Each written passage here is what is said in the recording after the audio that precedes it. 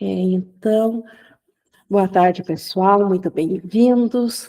Obrigada pela participação de vocês no nosso estudo. E hoje nós temos, então, a nossa conclusão do capítulo 29, é a sessão 9, o sonho que perdoa. Jesus nos trazendo uma conclusão sobre o despertar, e o despertar realmente, se é um sonho, ele precisa de um sonho que não nos faça ter medo da realidade, e para isso nós precisamos, então, de um sonho diferente, de um sonho de dor, que é o que nos fez buscar por um outro modo de ver esse mundo, que nos fez buscar e aceitar esse curso. Então, Jesus nos traz na conclusão aqui do despertar, o sonho que perdoa. Isso, como nós levamos em consideração a metafísica do curso inteiro, ele nos coloca que tudo aqui é um sonho, mas que existe uma alternativa de um sonho. E é sobre isso que nós vamos ver hoje. Mas antes da gente iniciar, então, vou convidar vocês a fazerem comigo a nossa entrega ao Espírito Santo. Quem quiser fechar os olhos, respirar pausadamente. Isso para aquietar os nossos barulhos com os quais a gente vem do dia a dia e colocar o melhor da nossa capacidade de aprender à disposição do Espírito Santo. Que ele nos conduza, que ele seja o nosso professor, para que o entendimento que vem através desses símbolos, que é esse texto, seja realmente o pensamento do Espírito Santo. E é a nossa vontade que assim o determina. Por isso que nós unimos aqui na meta de que o Espírito Santo seja o nosso professor. E assim nós estamos prontos, então, para vermos, então, o que Jesus tem a nos dizer. Repetindo, então, capítulo 29, 9, o sonho que perdoa. E ele começa nos falando aqui que o escravo de ídolos é um escravo voluntário. Isso é uma referência à nossa aula anterior, que era sobre o anticristo, que é o ídolo. Foi uma aula inteira, Jesus nos colocando o que é a idolatria, o que são os ídolos, que toda e qualquer forma separada que nós vemos no mundo físico aqui, e que nós acreditamos que venha a ser útil ou venha a nos ajudar, que venha a nos salvar, é uma idolatria. E agora ele complementa que quem é o idólatra, quem adora os ídolos, a gente viu na aula passada que é um escravo dos ídolos, porque os ídolos nunca poderão cumprir aquilo que nós esperamos deles, e que eles nos escravizam. Só que é um escravo voluntário, é pela nossa própria decisão que nós decidimos ouvir a ídolos, ao invés de ouvirmos a realidade do nosso ser, nós escolhemos haver algo fora de nós. Então, somos escravos por escolha própria. Pois ele tem que estar disposto a se inclinar em adoração diante do que não tem vida e a buscar poder no que não tem poder. E durante todo esse curso, Jesus tem nos ensinado o quanto aquilo que não compartilha da mesma característica de Deus, que é vida, o que não compartilha dessa característica não tem vida. Então, Deus é imutável. Todas as coisas aqui que sofrem de mudança, que são mutáveis, que podem nascer e morrer, certamente não é isso que contém vida. Então, o que Jesus está dizendo? Que aquele que adora ídolos, que é um escravo, ele, por escolha própria, escolheu inclinar-se diante de ídolos. Então, nós nos inclinamos diante de um corpo físico, diante de situações, buscando poder no que não tem. O físico não tem o poder, e o físico e intelectual não tem o poder de nos dar a consciência de quem nós somos, não tem o poder de representar o ser que nós somos, o Cristo que nós somos. E nós não fomos expulsos do paraíso, então foi uma escolha própria nós nos alienarmos do nosso ser, nós seguirmos, trocarmos o céu pela escravidão. O que aconteceu ao Santo Filho de Deus para que esse pudesse ser o seu desejo, para que ele se deixasse cair e descer ainda mais baixo do que as pedras do chão e ficasse procurando ídolos para que eles o levantem? Então, o que aconteceu ao Santo Filho de Deus? O que aconteceu a nós, que somos o Santo Filho de Deus e que para que pudéssemos seguir a um desejo que nós tivemos, um desejo vão na mente, e que para seguir esse desejo nós nos deixamos cair mais baixo que as pedras do chão. Nós nos afastamos totalmente do ser que nós somos, em consciência, e ficamos a ermo, totalmente perdidos e procurando ídolos para nos reestruturar, procurando um corpo físico para colocar a nossa mente, procurando outros corpos e outras situações para nos sustentar, para nos dar o poder que nós perdemos quando pensamos que deixamos o céu. E Jesus segue dizendo: ouve então a tua história no sonho que fizeste e pergunta a ti mesmo se não é verdade que acreditas que isso não é um sonho. Então, Jesus vai nos dar rapidamente aqui na próxima linha o que nos aconteceu e o quanto nós não acreditamos que isso é um sonho. O quanto nós acreditamos que esse sonho é real. Um sonho de julgamento entrou na mente que Deus criou tão perfeito quanto Ele próprio.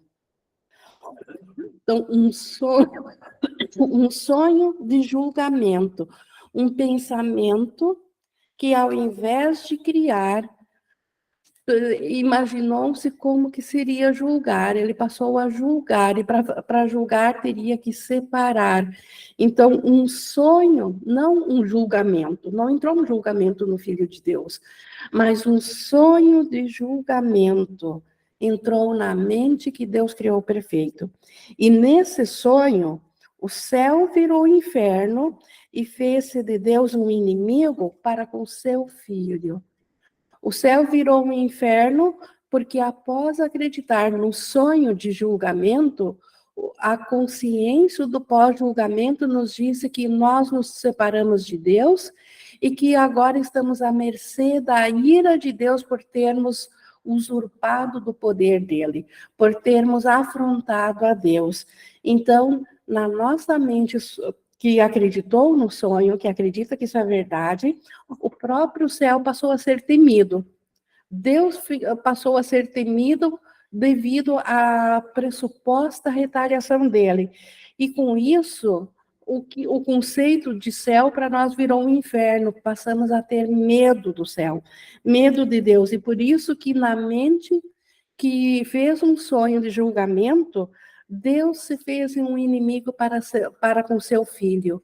Então, esse filho que pensou o julgamento acreditou que Deus agora estava em lados opostos com ele, que Deus queria um acerto de contas e que esse filho era merecedor disso.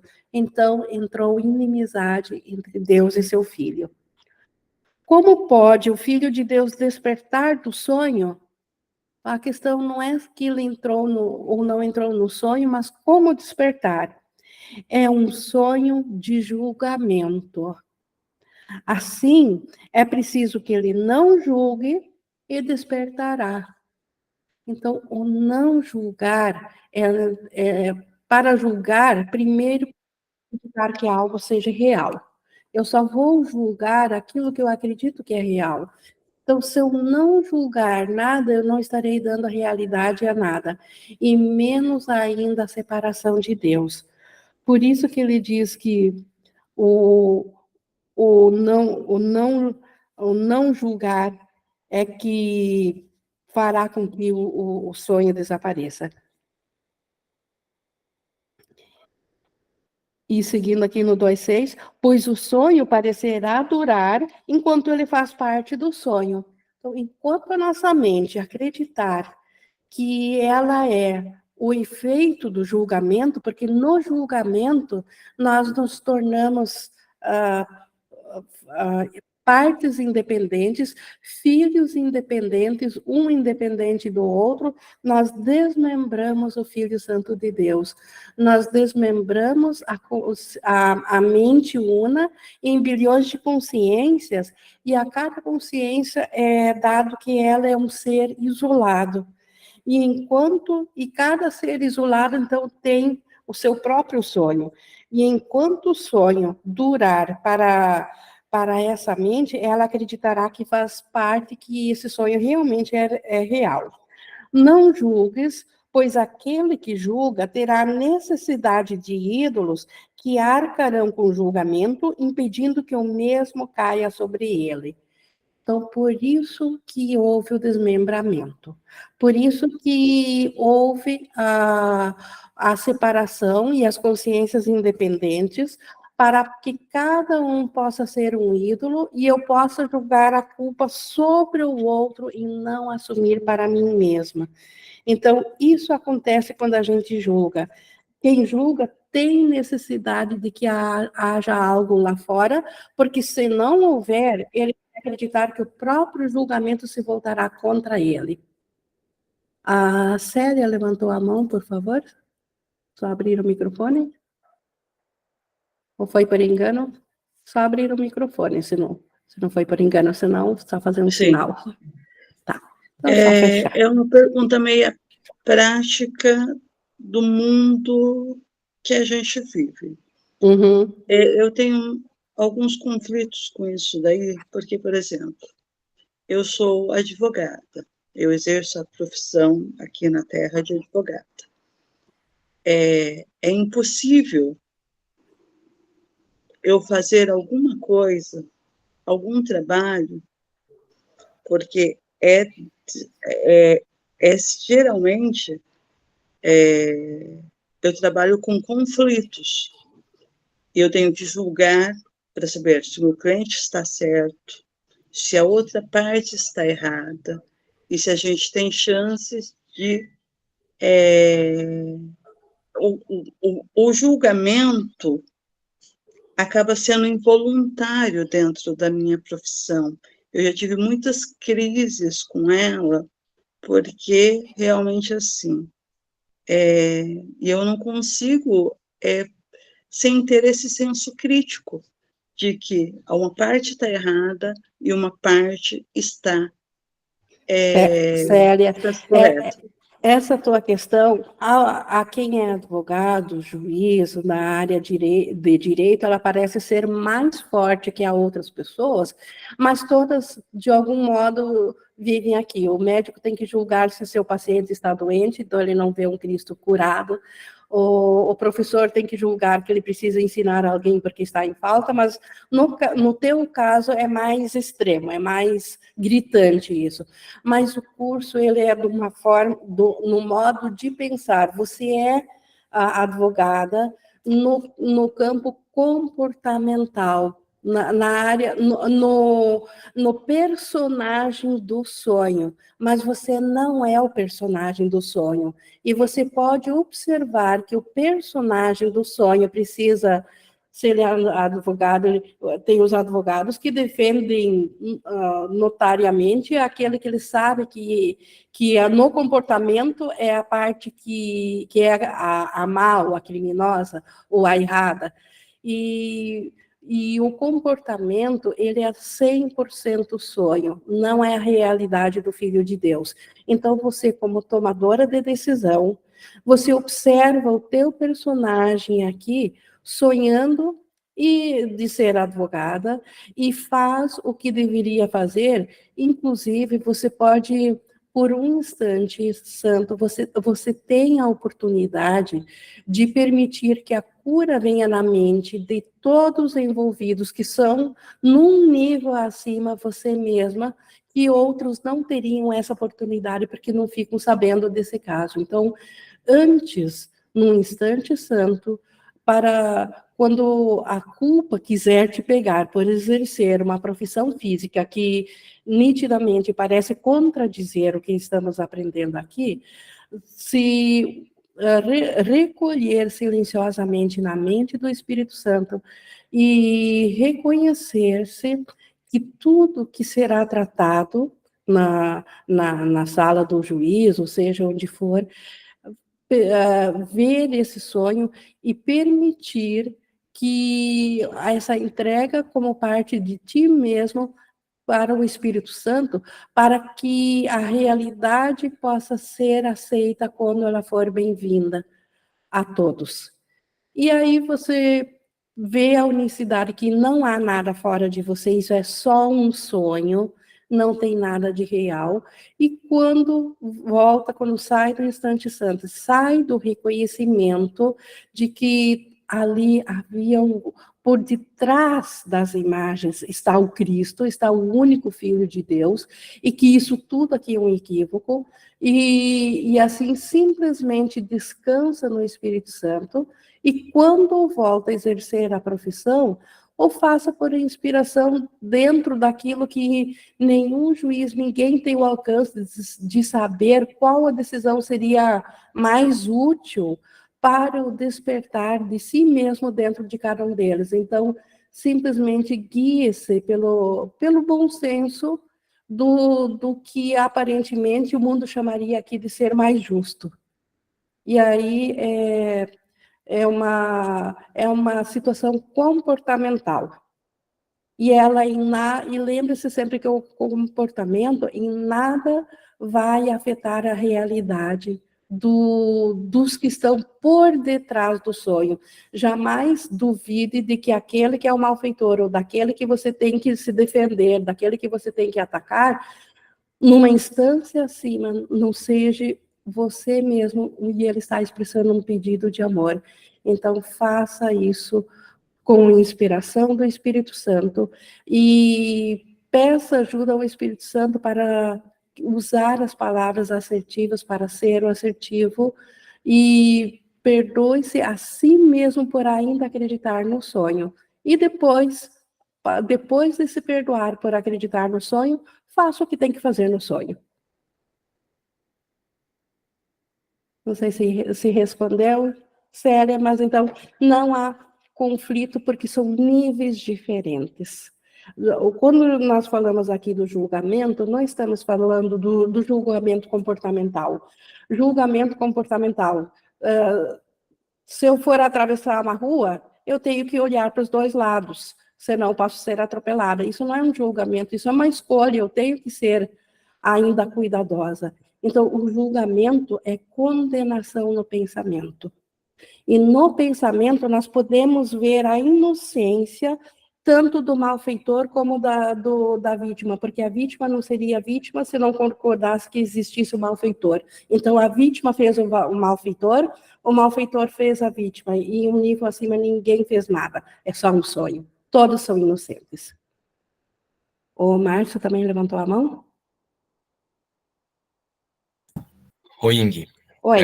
Uma coisa que me ajudou bastante, e é algo que nós vamos estudar hoje, à noite, é quando a gente, primeiro, sem o discernimento entre o que é verdade e o que é ilusão,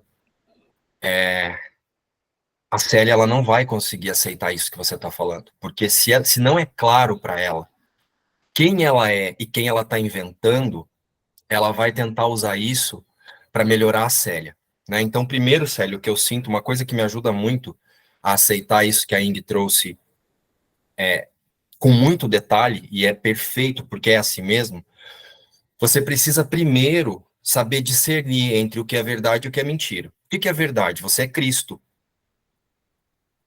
Essa é a verdade. Então não tem uma Célia não tem uma Célia advogada. Tem um personagem, como a Ing disse, tem um comportamento, tem um personagem desenvolvendo uma personalidade, e nessa personalidade, essa personalidade tem a função de advogado. E é sobre isso que nós vamos falar hoje à noite. Nós temos na mente um equívoco de que a gente é quem faz o processo de perdão, né? De que é a gente que escolheu o que vai falar, o que não vai, o que vai, como eu vou me comunicar com você, com aquela outra pessoa. A partir do momento que você usa o discernimento para descansar na certeza que você é Cristo, e você olha para todos que estão diante de você, lembrando que o Filho de Deus não está ali, que todos permanecem um único Filho no céu, o que tiver que ser dito e o que tiver que ser falado para o despertar de todos que estão ali vai acontecer. Porque é o Espírito Santo que organiza esse despertar, que faz essa correção. Né? Estou falando da correção agora em relação a você. Porque parece que a Célia precisa escolher alguma coisa para falar ali alinhado com Deus, não é? Não foi isso? Não foi isso que você quis perguntar para a Ing? Foi, né? Então, você não tem que escolher nada ali. Você precisa alinhar sua mente e descansar na certeza do que você é, relembrando que aquilo ali é só uma encenação, e você vai seguir o protocolo normal dentro da função de advogado. Só que sabendo que o que você está fazendo ali não altera a criação de Deus, seja qual for o resultado. Lógico que você vai atuar para o seu cliente ganhar, né? Porque ele está te contratando aqui, você tem que honrar, usar essa profissão, usar da integridade, né? Da integridade para fazer o que precisa ser feito da sua parte. Mas descansando na certeza de que você é o filho de Deus junto com todos. E é o que eu disse, né? Que é o que nós vamos estudar hoje à noite. A gente tem o hábito de achar que o Espírito Santo vai mudar as nossas vontades. A gente precisa lembrar que tudo que acontece no mundo acontece a partir da vontade das crenças, a partir da identificação com a separação. O Espírito Santo ele não vai mudar a identificação com a separação e nem aquele roteirinho que está acontecendo ali. Aquilo ali vai acontecer como tem que acontecer, baseado na confirmação da separação. É a sua percepção na certeza de que nunca houve a separação que vai conduzir a cena como um instrumento de despertar, ao invés de um instrumento de ataque para a impecabilidade do Filho de Deus. Conseguiu sentir? Eu sempre usei isso, porque aqui eu tenho que me relacionar, eu administro algumas coisas que foi da minha família, então eu tenho que me relacionar com muitas pessoas, pedreiro, carpinteiro, e eu uso isso. Não sei se ficou simples, Ing. Ficou, para mim. Complementou, complementou na prática como fazer. Então eu não fico preocupado se a minha crença vai, a minha vontade ou a vontade do outro, como é que eu faço para atender o outro. Eu descanso na certeza que isso aqui é só mais uma ferramenta de perdão.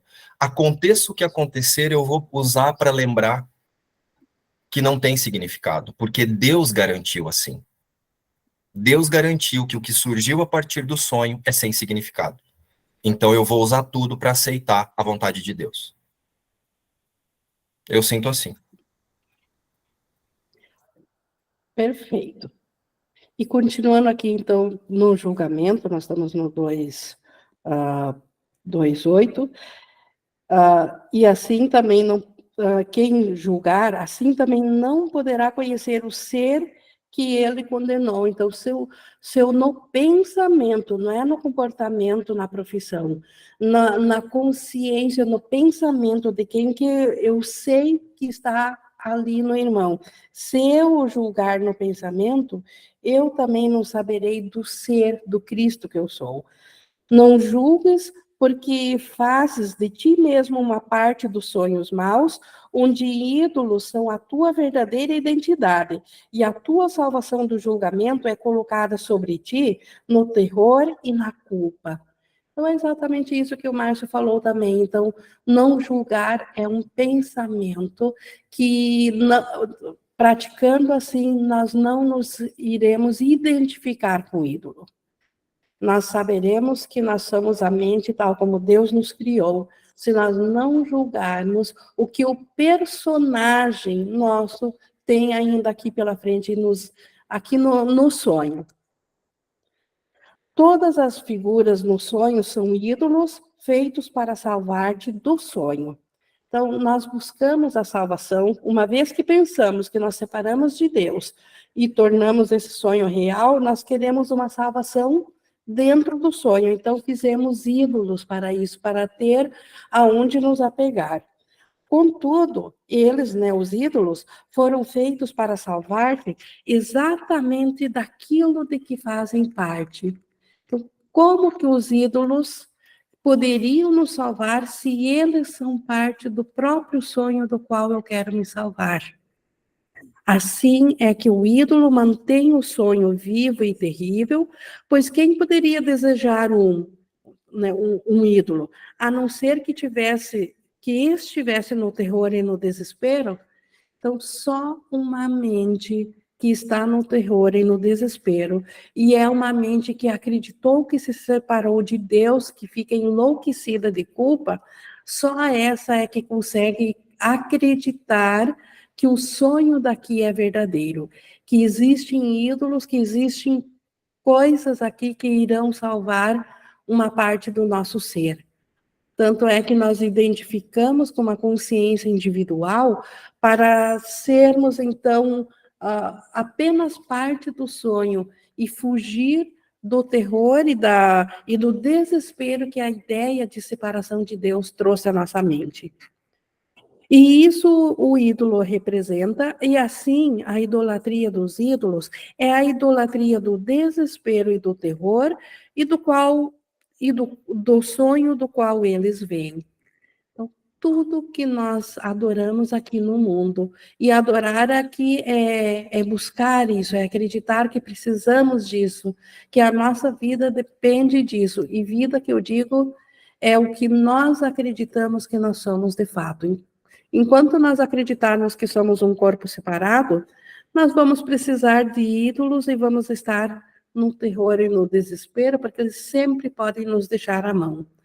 Mas se nós voltarmos a nos reconhecer como Deus nos criou, como que precisaríamos ainda de idolatria? Aí nós liberamos esses pensamentos que criaram os ídolos. O julgamento é uma injustiça para com o Filho de Deus, e é justiça o fato de que aquele que o julga não escapará da penalidade que infligiu a si mesmo dentro do sonho que fez.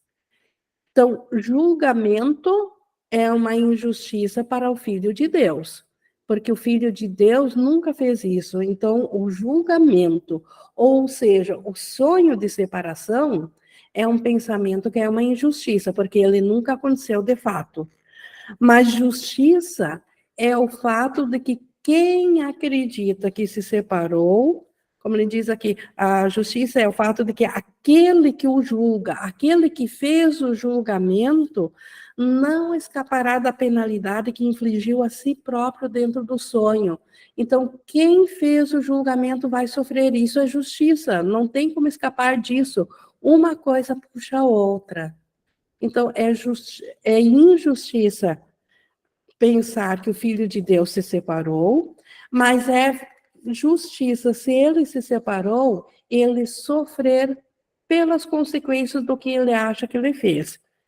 Deus sabe da justiça, não da penalidade. Então, o que Jesus está dizendo aqui? Deus sabe que se o seu filho pensa separação, o seu filho vai sofrer das consequências do seu próprio pensamento, vai sofrer por isso. Mas Deus não sabe da penalidade. Deus não sabe do sofrimento em si, porque não é Deus que o penalizou. Deus sabe que se o seu canal, que não está respondendo ao seu amor, que não está transmitindo o seu amor, ele cometeu uma injustiça para consigo mesmo. E ele sabe que esse canal, que somos nós, que ele está sofrendo em função dessa própria crença. Tanto é que Deus deu a resposta, deu o seu Espírito Santo para acompanhar dentro do sonho. Então, Deus sabe da justiça. É impossível acreditar na injustiça, na separação, e não sofrer por conta disso. Mas Deus não pune por isso, Deus não sabe do sofrimento em si, porque ele não, também o sofrimento não é real. Então Deus sabe da justiça, ele sabe que seu filho não está em amor e sofre, por isso que ele dá a sua resposta, dá o seu Espírito Santo, mas Deus não sabe da punição. Então, é a mente aterrorizada que projetou uma figura para Deus, que fez um inimigo de Deus e projetou a ideia de que Deus sabe da penalidade, que Deus castigará o seu filho. Mas no sonho de julgamento, tu atacas e és condenado. Então, no sonho de julgamento, então, o ataque e a condenação não são reais, mas no sonho de julgamento isso acontece. E deseja ser o escravo de ídolos que se interpõe entre o teu julgamento e a penalidade que ele traz. Então, os ídolos são modos agora de nós nos escondermos entre o que nós julgamos, e todo julgamento traz penalidade, queremos escapar da penalidade. Como? Botando a culpa no outro, almejando que o outro sofra pelo que, na verdade, só houve o meu pensamento de separação, mas eu não quero sofrer com a separação. Então, projeto, divido a mente primeiro e projeto para que o outro faça uma atrocidade a mim, e assim ele seja tido como culpado, que Deus o condene pelo que ele fez a mim, e dessa forma me torne inocente. Então, esses arranjos totalmente infrutíferos e desvirtuados que o ego faz, que uma mente em culpa busca a sua salvação. Não pode haver salvação no sonho enquanto está sonhando. Então, enquanto nós não despertarmos de saber, enquanto nós não soubermos que estamos presos no sonho e deslocarmos nossa consciência para o sonhador do sonho, enquanto não assumirmos que nós não somos o sonho, mas quem está sonhando, como personagem dentro do sonho, não tem salvação, não tem escape. Eu simplesmente continuo à mercê dos personagens do sonho. Pois os ídolos têm que fazer parte dele, do sonho, para salvar-te daquilo que tu acreditas que realizaste e fizeste para fazer de ti mesmo um pecador, apagando a luz dentro de ti.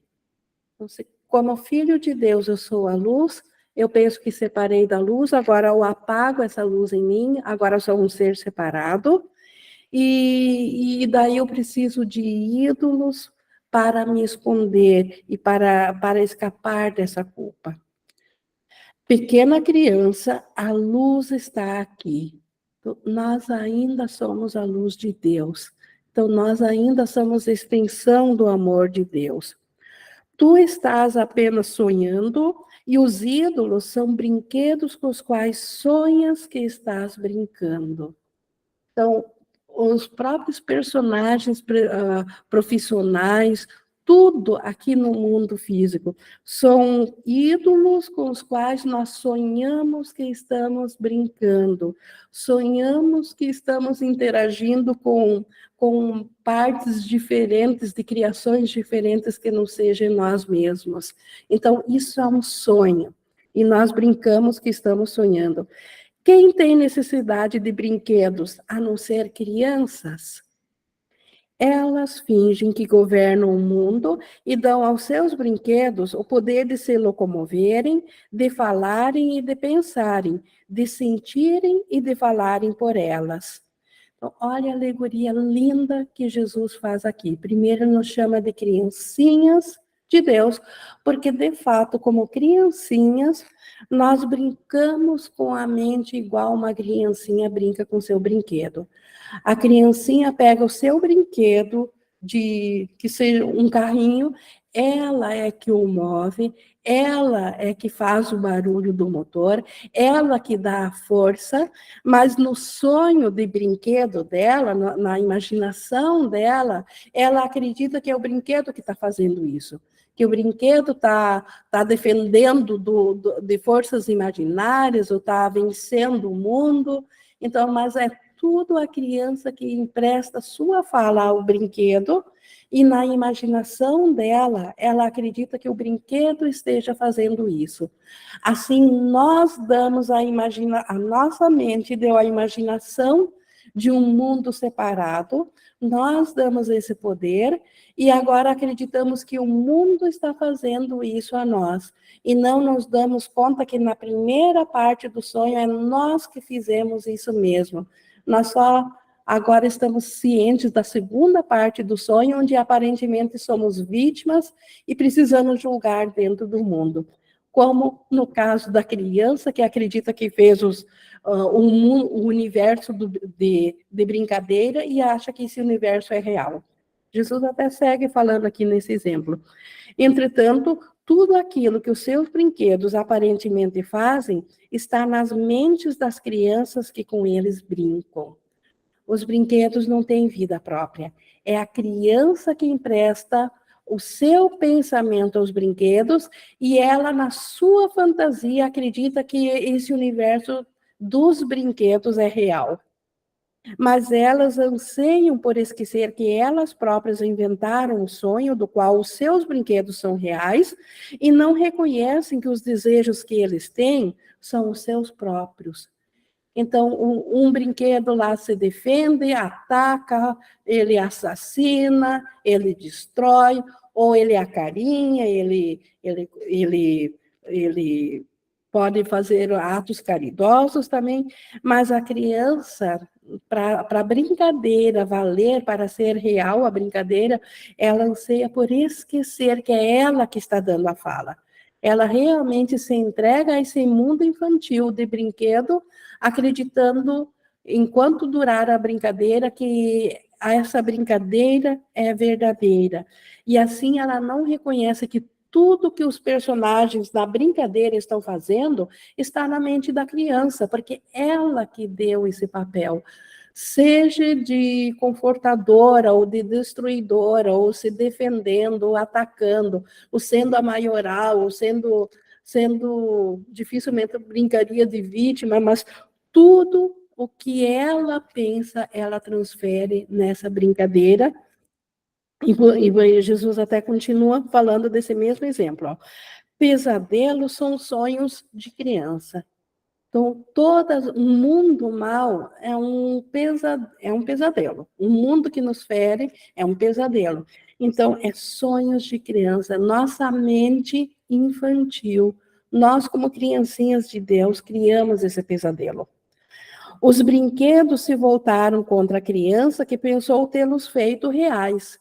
Então, a criança ela pode emprestar a sua fala, por exemplo, a um urso, rosnar como o urso rosnaria, e depois temer o urso, depois ter medo de ir dormir, pois se o urso ainda estiver no quarto, com medo de ser atacada pelo urso. No entanto, é possível um sonho atacar? Seria possível esse urso de pelúcia atacar, de fato, a criança? Ou é possível um brinquedo crescer e tornar-se perigoso, ameaçador e selvagem? Nisso a criança acredita, porque tem medo de seus pensamentos e os atribui aos brinquedos em vez de a si mesma. Então, a criança, ela acredita que esse brinquedo, ele tomou essa fala, e ela passa a ter medo disso que ela mesma criou de brincadeira, porque ela esqueceu que foi ela que deu essa fala, porque ela não quer ver esses pensamentos dentro de si. Ela fez já a fantasia justamente para escapar disso. E Jesus está trazendo isso como uma alegoria, como nós fizemos a mesma coisa. Nós, criancinhas de Deus, no nosso sonho de separação, nós demos aos ídolos os papéis que eles têm. Os ídolos são nada, são estáticos, são projeções neutras, Corpos não são nada, mas nós, como a criança sonhadora, nós damos a fala aos outros corpos e nós identificamos dentro do sonho com o corpo também, e agora passamos a ter medo dos outros, mas, na verdade, nós temos medo dos pensamentos da nossa mente. Por isso que fizemos primeiramente esse mundo projetado, para não enfrentar a nossa mente, porque acreditamos que na mente nós afrontamos a Deus, nós nos separamos de Deus. Então, assim como uma criança, nós espiritualmente também fizemos isso, e por isso que vemos um mundo ameaçador fora da nossa experiência, fora do que nós sentimos como sendo um mundo. E a realidade, ainda falando dos brinquedos, e a realidade deles, né, dos brinquedos, vem a ser a sua realidade, porque parecem salvá-la de seus pensamentos. Então, nós fizemos isso também. Agora, o que nós projetamos para fora, aparentemente o culpado é o outro. Agora, eu sou vítima. Agora não é mais a questão, eu não posso ser julgada por isso. Eu tenho que ser julgada e sentenciada de inocente, porque o outro é o culpado. Tal foi a brincadeira que a gente exigiu na mente. Contudo, eles mantêm os ídolos, assim como os brinquedos mantêm aqui, os ídolos também fazem isso, nossos brinquedos de adultos são os ídolos, contudo, eles mantêm os seus pensamentos vivos e reais, só que vistos fora dela, onde podem voltar-se contra ela pela traição que ela fez a eles.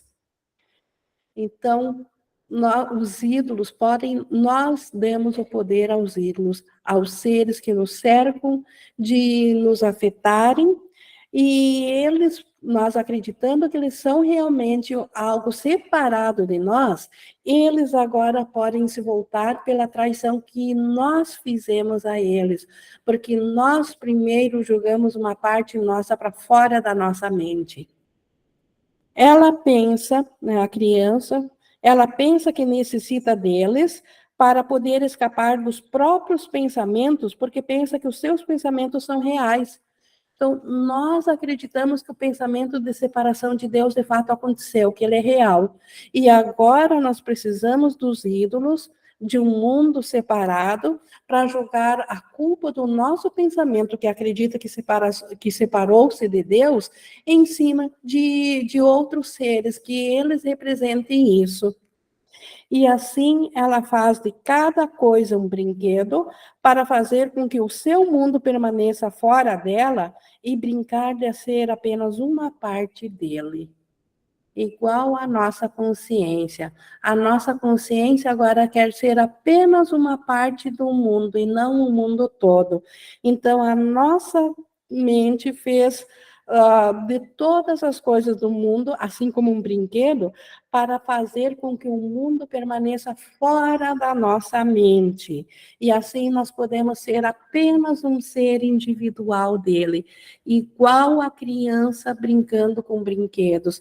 Por isso que Jesus usou essa alegoria, porque descreve perfeitamente a condição da nossa mente que acredita na separação. Priscila colocou aqui no chat. Que lindo, Ing. Está sendo desmascarada toda a projeção que depende só de nós acabar com ela. Que maravilhosa sessão, Ing. Eu concordo também, Jesus está mostrando aqui com toda a clareza possível. Mais claro que isso é impossível de nós percebermos o quanto nós julgamos um jogo infantil e depois passamos a ter medo desse jogo infantil. O mundo que nos afeta aqui é um jogo infantil, um brinquedo de criancinhas. Jesus até vai seguir aqui falando. Há uma época em que a infância deveria passar e acabar para sempre.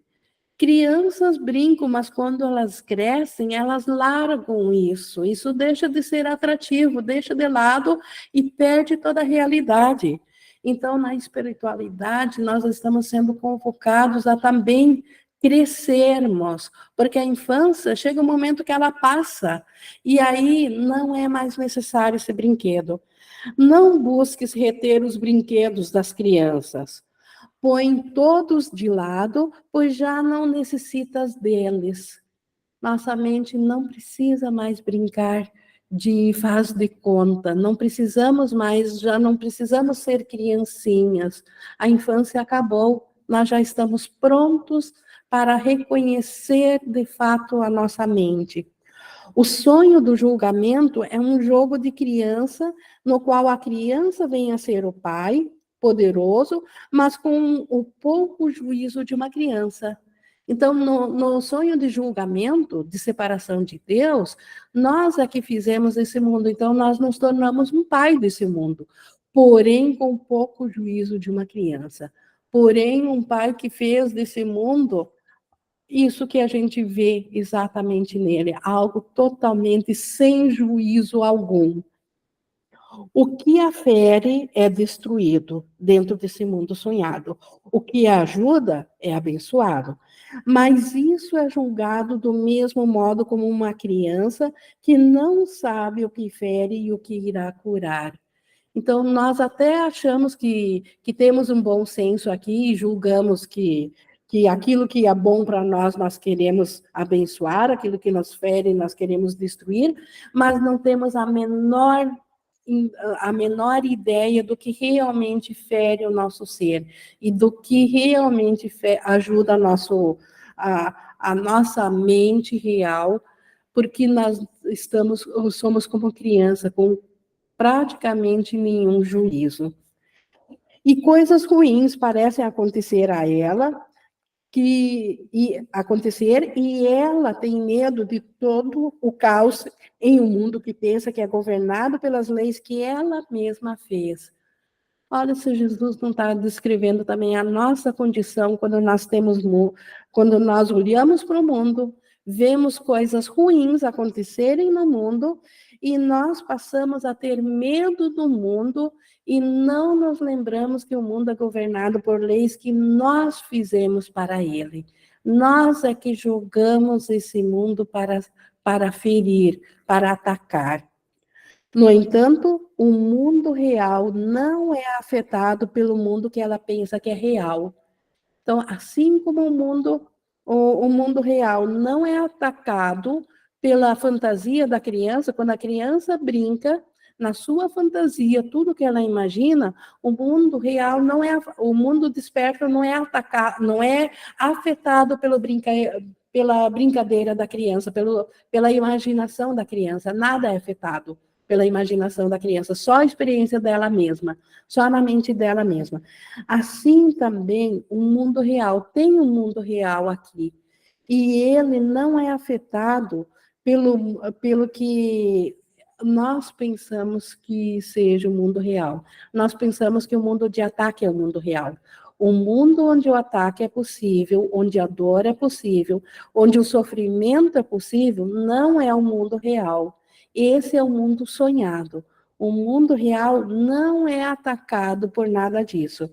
Tampouco as suas leis foram mudadas porque ela não as compreende.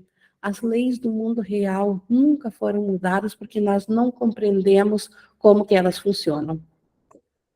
A Célia levantou a mão.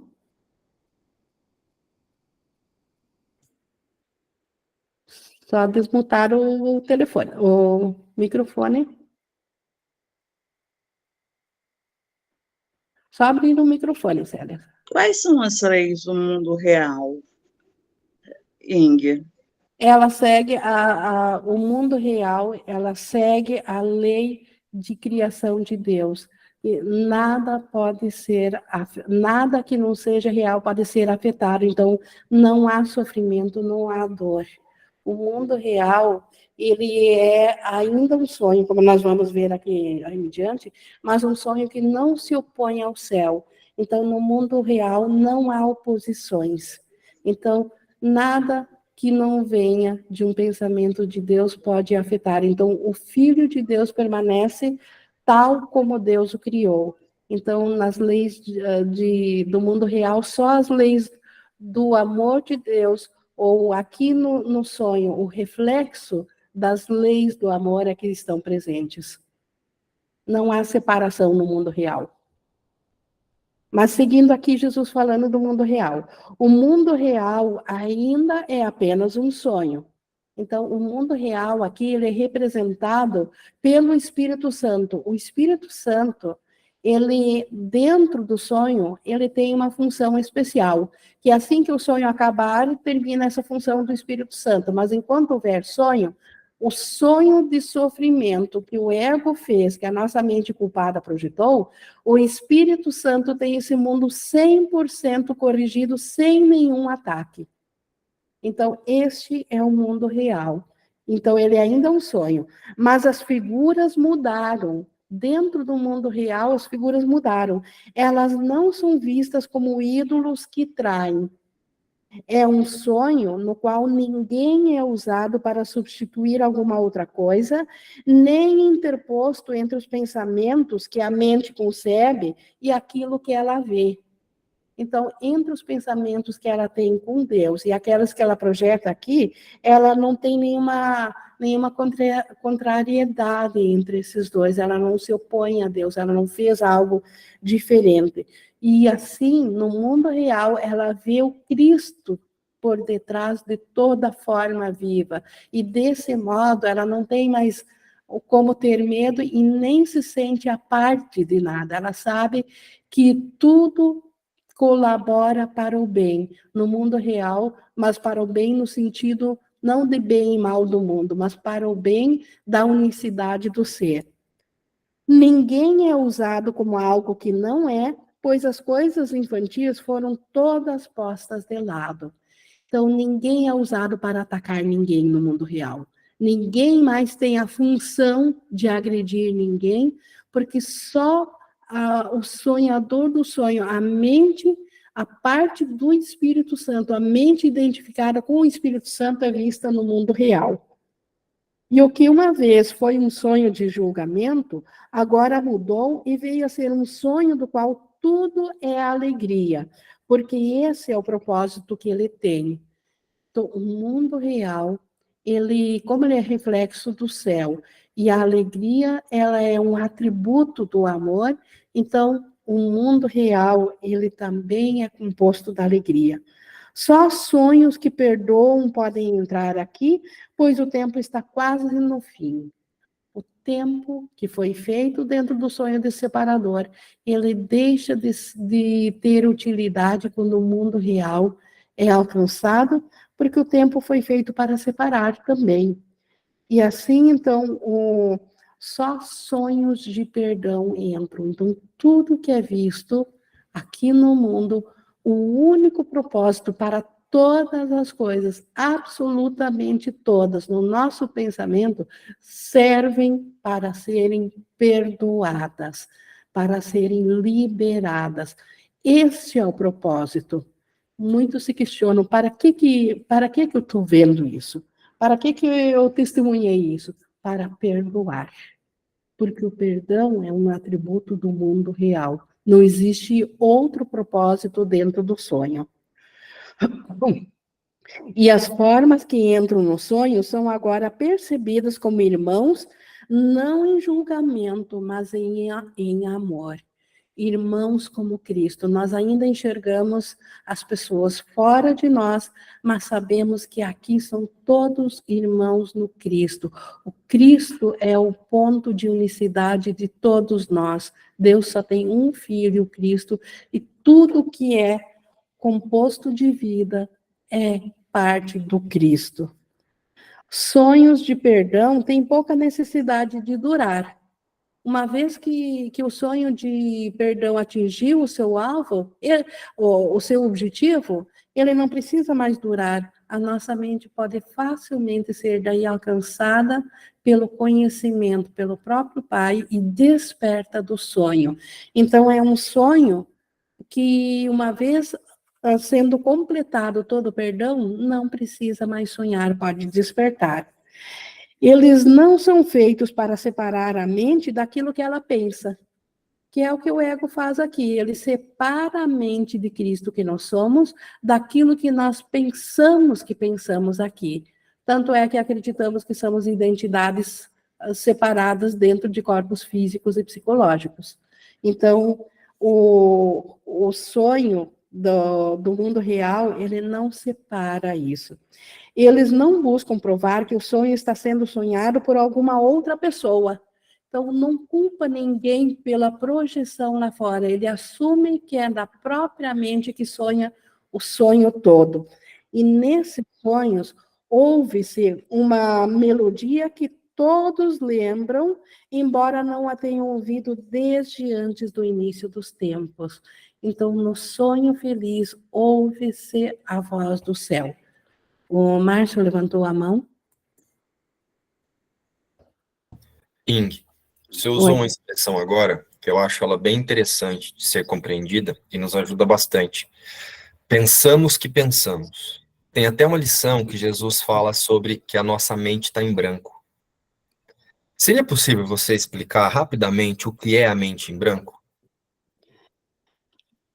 Eu diria que a mente em branco é a nossa mente que, na verdade, ela está descansando em Deus.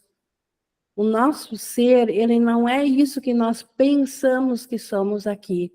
O nosso ser sequer, ele não fez nada disso. Então, é uma consciência imaginária, que é como um sonho mesmo. Então, como um personagem dentro de um sonho. Então, a mente, quando nós subimos de nível e na quietude, nós permitimos nos unir à mentalidade do Espírito Santo, que é a mente certa, ele nos traz a consciência da nossa mente real, da paz que nós somos, que transcende, que está acima de qualquer projeção aqui. Então, isso só pode ser experienciado, acho que não tem como descrever isso, mas pode ser experienciado. E o perdão, as coisas daqui, as coisas daqui é que obstruem essa experiência. E quando nós perdoamos as coisas daqui, essa experiência volta automaticamente à nossa mente. A consciência da nossa mente em branco, que nós poderíamos dizer, mas que não é uma mente em branco. É a mente que contém os pensamentos de Deus, todos os pensamentos reais, todos os pensamentos de amor que existem. Quer completar um pouco, Márcio, pela tua experiência? Ou seja, o que nós pensamos é só o que nós pensamos com Deus. Por isso que na lição de hoje, Jesus fala um pouco sobre isso na revisão de hoje, né? Então, pensar, até mesmo porque a vida só existe em Deus, e Cristo é a extensão do pensamento de Deus, então Cristo pensa como Deus pensa.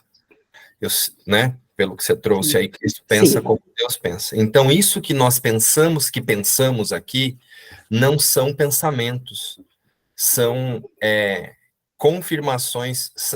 Nós pensamos que são nossos os pensamentos. Confirmações da separação, confirmações do sonho, do papel que damos aos sonhos. Isso, porque esses pensamentos não são nossos. Esse pensamento é um pensamento da consciência identificada com a separação.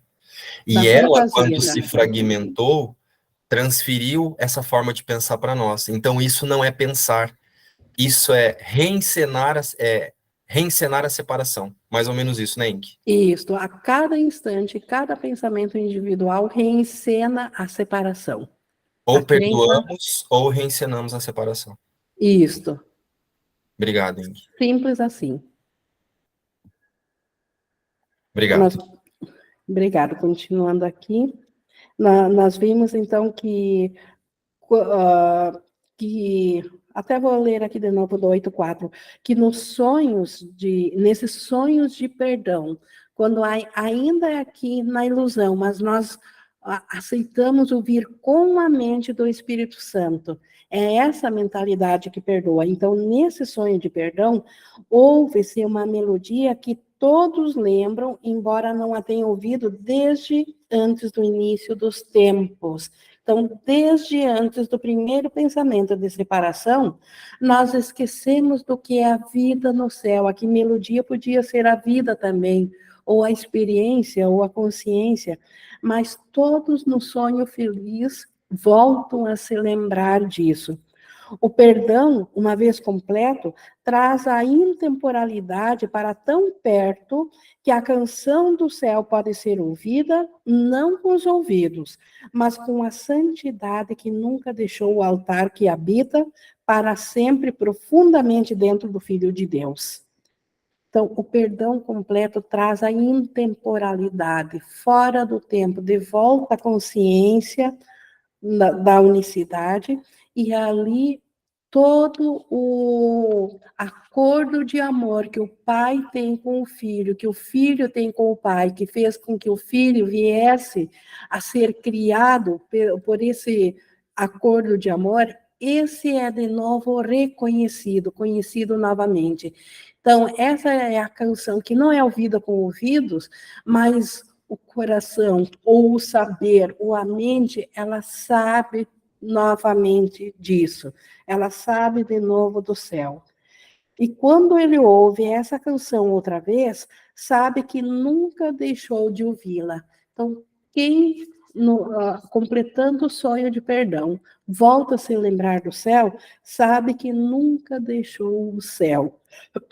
E onde está o tempo? Quando os sonhos de julgamento foram postos de lado, então, se o tempo é um produto do sonho de julgamento, quando o sonho de julgamento é deixado de lado, onde está o tempo?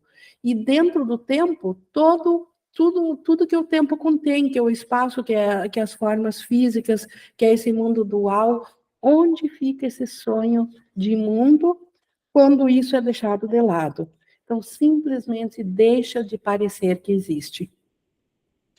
Sempre que sentires medo, sob qualquer forma, e tu estás amedrontado, se não te sentes não sentes um profundo contentamento, uma certeza de seres ajudado, uma calma segura de que o céu vai contigo, esteja certo de que fizeste um ídolo e acreditas que ele vai trair-te.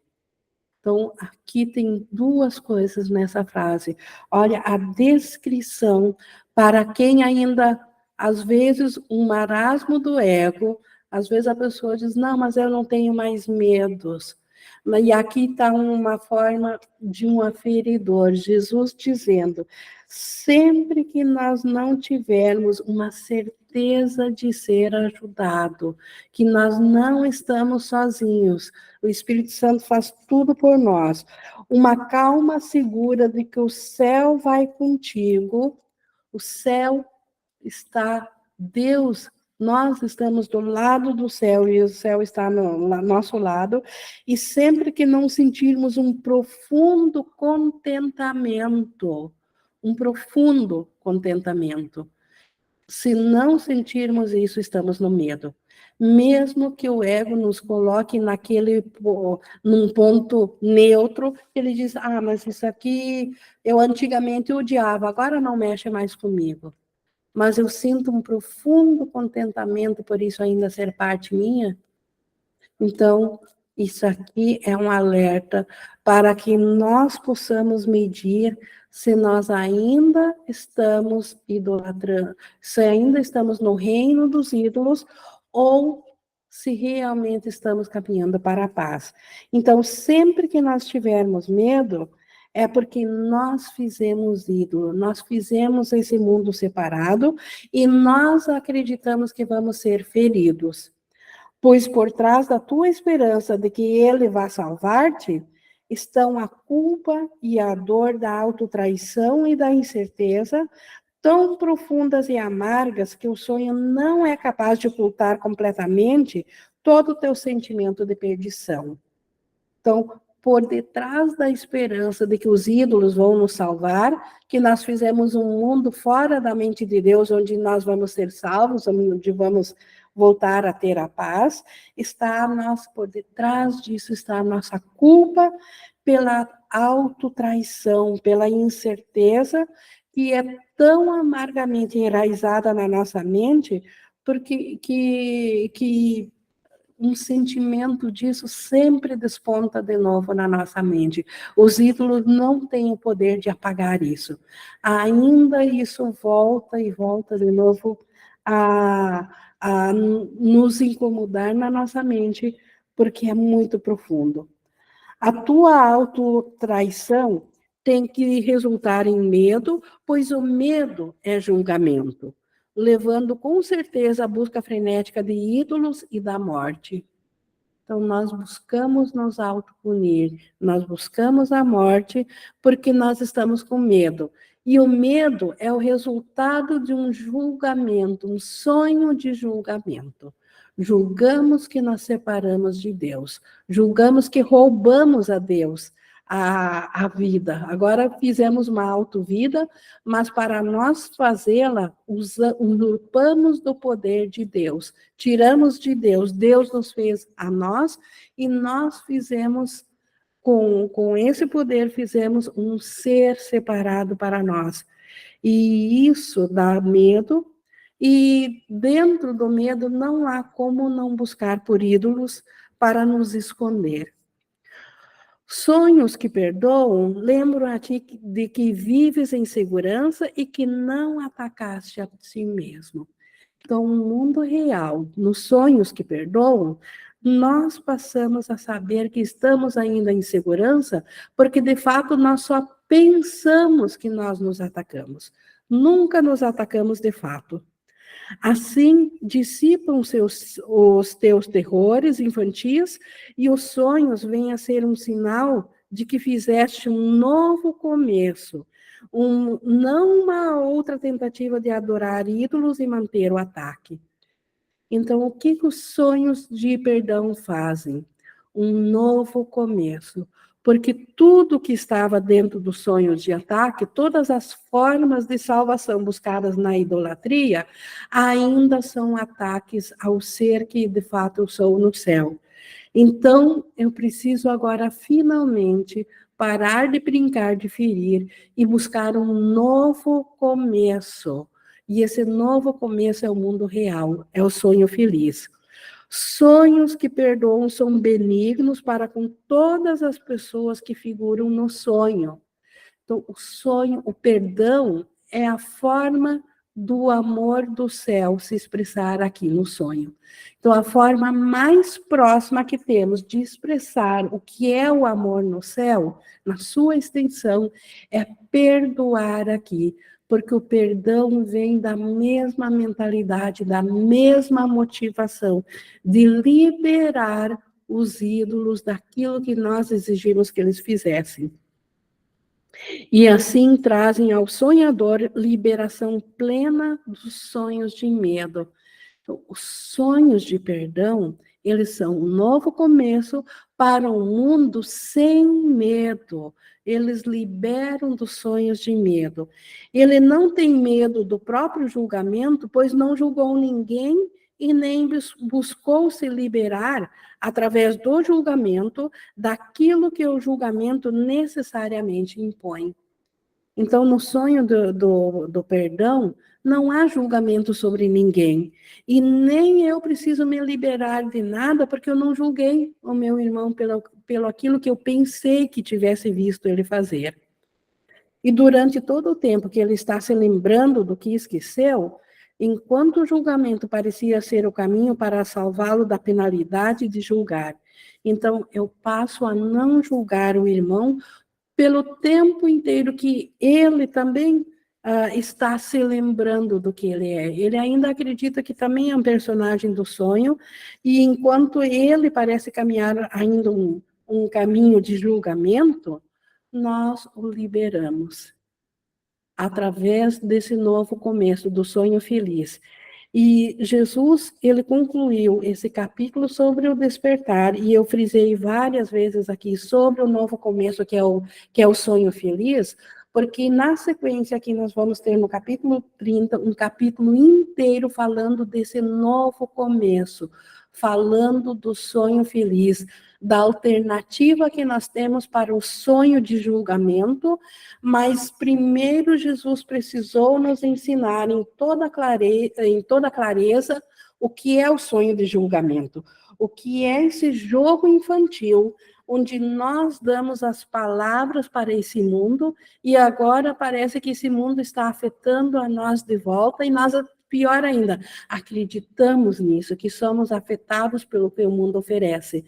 Então, agora que estamos cientes da infantilidade que era esse jogo, esse brinquedo de criança, que nós usamos de formar ídolos no mundo para jogar a culpa lá fora, nós damos a fala para eles e depois nos amedrontamos, porque esquecemos que nós que damos a fala e achamos que eles podem nos afetar, e com isso ficamos cientes de que chega de brincar, é hora de largar os brinquedos, é hora de realmente voltar a mente para a paz, para a cura, e para isso precisamos do sonho feliz, e o sonho feliz é um novo começo. E isso Jesus vai nos trazer, então, nesse novo capítulo, no capítulo 30, que nós vamos estudar a partir de quinta-feira. Nós já tivemos aqui umas ótimas interações, mas estamos abertos agora para mais interações. Alguém gostaria de completar mais alguma coisa?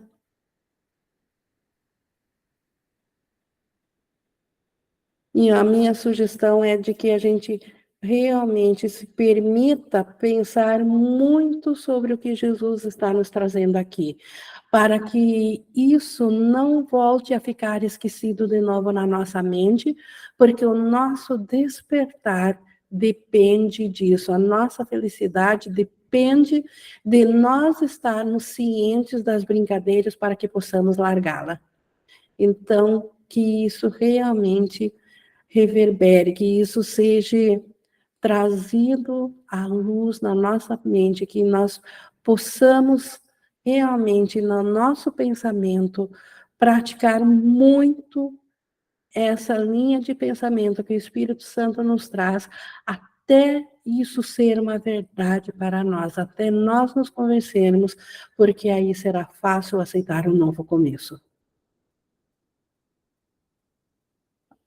Alguém tenha, se ninguém tem mais nada a colocar, pessoal, eu vou encerrar então aqui essa nossa aula, deixando então este pensamento, isso total do pensamento do Espírito Santo, e o apelo para que a gente não o despeça como se fosse uma coisa linda, mas para ser usado lá adiante. É para ser usado hoje para a nossa paz.